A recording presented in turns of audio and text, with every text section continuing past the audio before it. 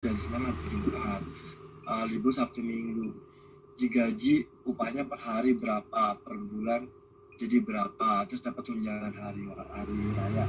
Itu namanya aturan main gitu ya, cara hukum.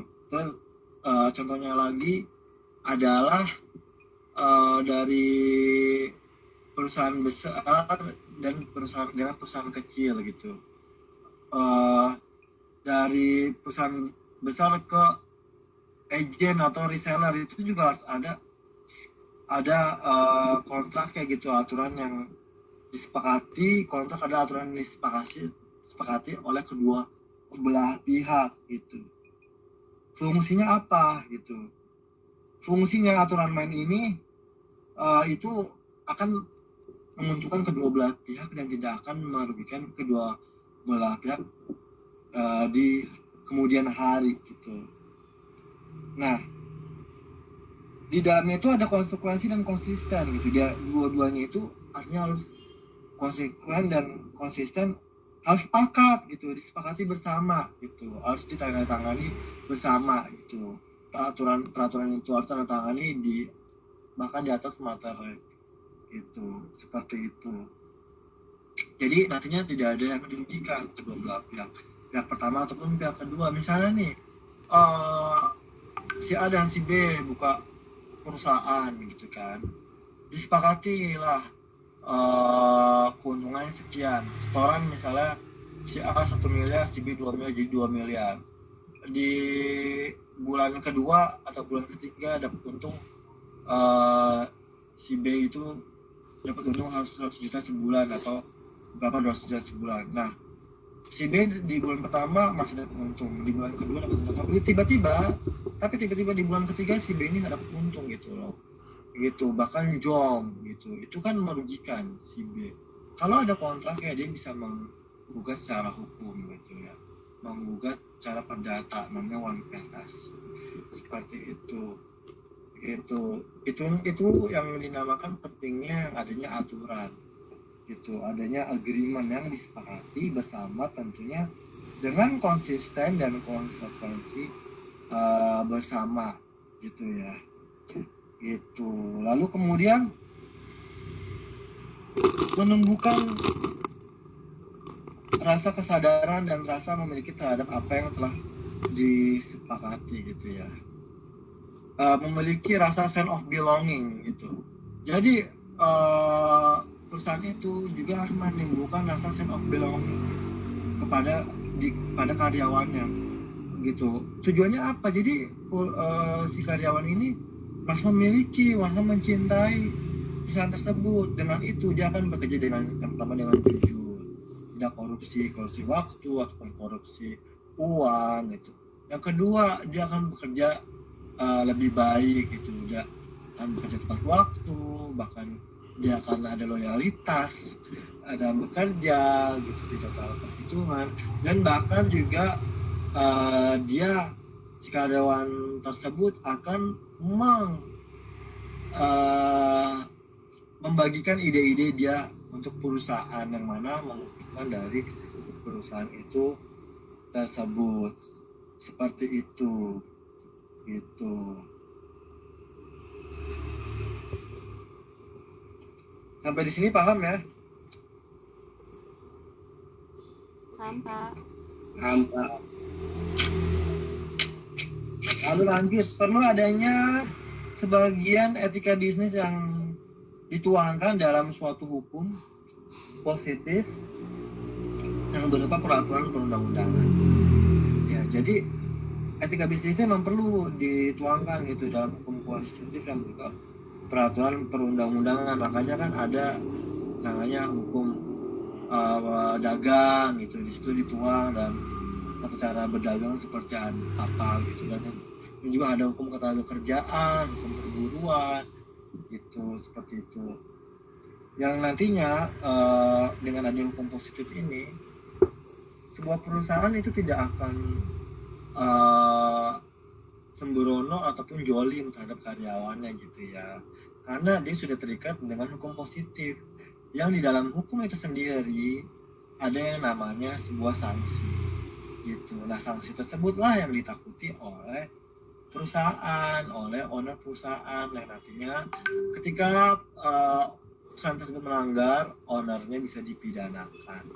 Seperti itu. Gitu. Nah, terus lanjut. Setiap tindakan harus didasarkan pada konsekuensi. Oleh karena itu, dalam bertindak, seseorang seharusnya mengikuti cara-cara yang dapat memberi manfaat besar sebesar-besarnya kepada masyarakat dengan cara yang tidak membahayakan dan dengan biaya yang serendah-rendahnya. Maksudnya gini, yang namanya perusahaan itu kan pengen dapat untung gitu ya dengan biaya reproduksi yang murah dengan untung yang sebesar-besarnya gitu. Namun kemudian harus dilihat gitu, jangan dengan pengen untung banyak produksi rendah dia memproduksi asal-asalan yang menimbulkan sekali lagi itu limbah gitu loh, limbah pabrik ataupun menimbulkan barang yang nggak layak pakai yang akhirnya bisa merugikan orang lain gitu. Misalnya barang itu akhirnya menyebabkan keracunan setelah dimakan gitu karena produksinya rendah atau berefek kena efek samping apa misalnya ke ke lambung atau apa gitu. Jadi tentunya dalam memproduksi suatu bahan, misalnya contohnya roti gitu, harus dengan baik gitu loh, dengan produksi yang baik gitu. Tentunya di dalamnya memikirkan juga kesehatan gitu. Produksi rotinya gitu dengan produk yang baik, yang unggul gitu kan, gitu bahan-bahan mentahnya gitu. Jadi tidak ada yang dirugikan sebagai konsumen gitu. Dan masyarakat juga tidak tidak dirugikan lah gitu, tidak mendapatkan bahaya gitu. Seperti itu gitu.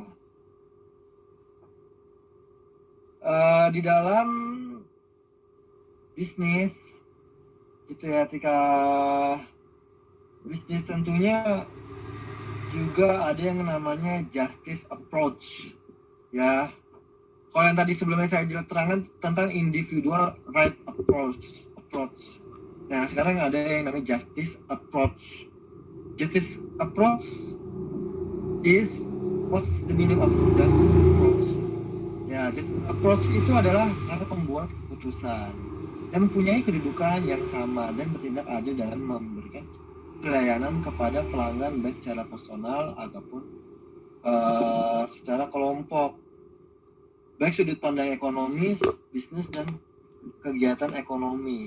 Yang terjadi di sini adalah ada interaksi antara perusahaan dengan pekerja, dengan produsen, dengan konsumen, produsen dengan produsen dalam sebuah organisasi.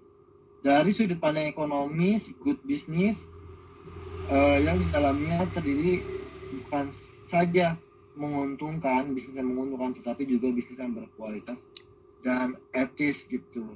Jadi dalam justice approach ini keputusannya itu berkedudukan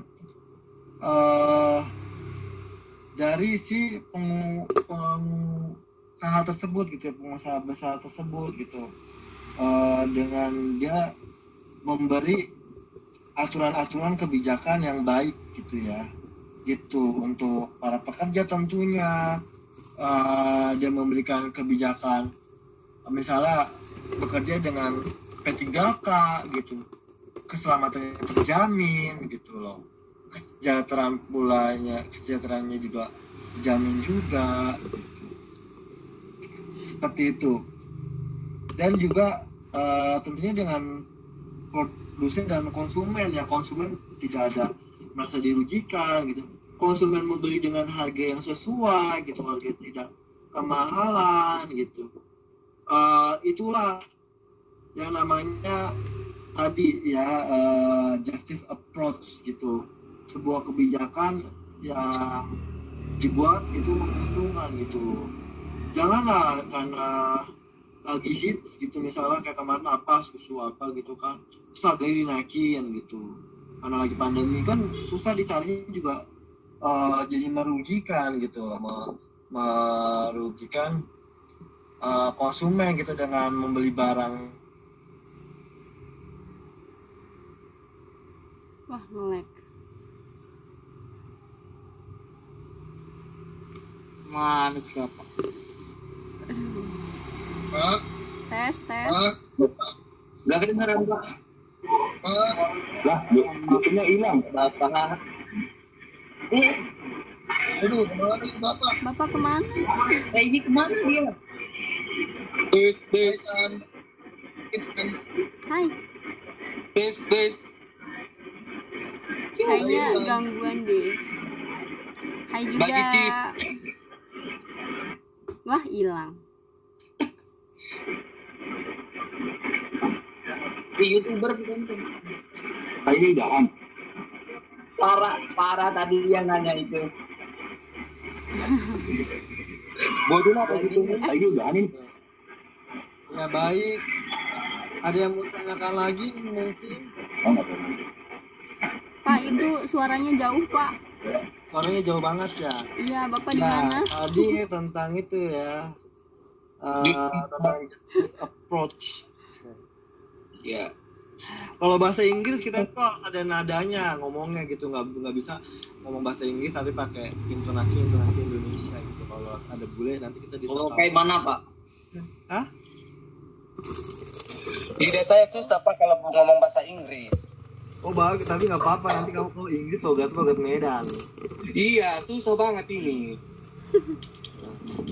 Kayak mana ini dah? Iya, kayak mana itu? Kayak mana? Kalau kita jumlah nasional harus bahasa Indonesia ya gitu. Gitu. Ya lanjut ya. Tadi sudah utilitarian approach sudah, individual right approach sudah. Nah, di dalam bisnis juga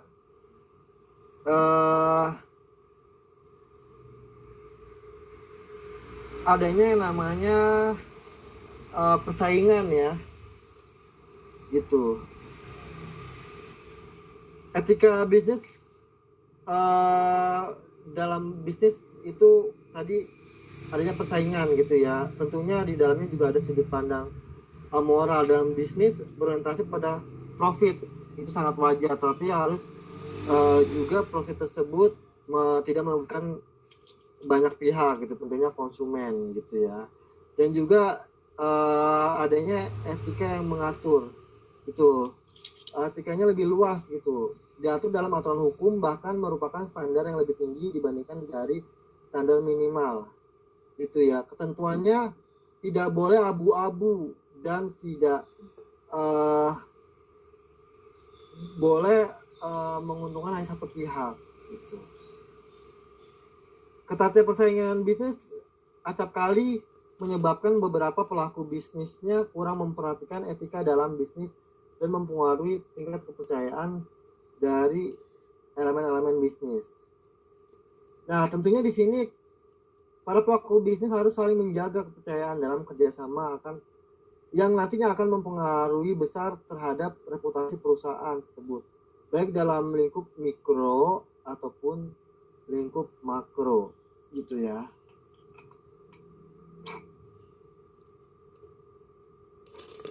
Seperti itu. Jadi ya para pelaku bisnis itu harus benar-benar menjaga reputasinya gitu. Reputasi perusahaan itu harus baik gitu, jangan sampai reputasinya hancur kalau konsumennya itu nggak suka lagi dan dia akan ditinggalkan oleh pelanggan gitu. Untuk pertemuan hari ini cukup sekian. Terima kasih banyak. Wassalamualaikum warahmatullahi wabarakatuh. Waalaikumsalam warahmatullahi wabarakatuh. Ya, sampai ketemu lagi. Waalaikumsalam warahmatullahi wabarakatuh.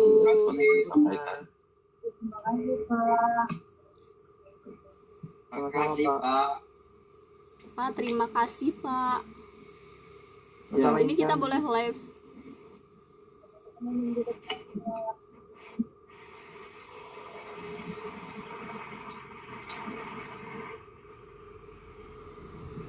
Lagi menunggu yang lainnya live dulu ya.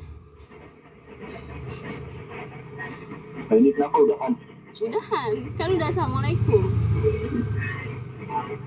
Udah keluar belum? Ya? Udah kayaknya. Udah. Udah like, comment, and subscribe. Right.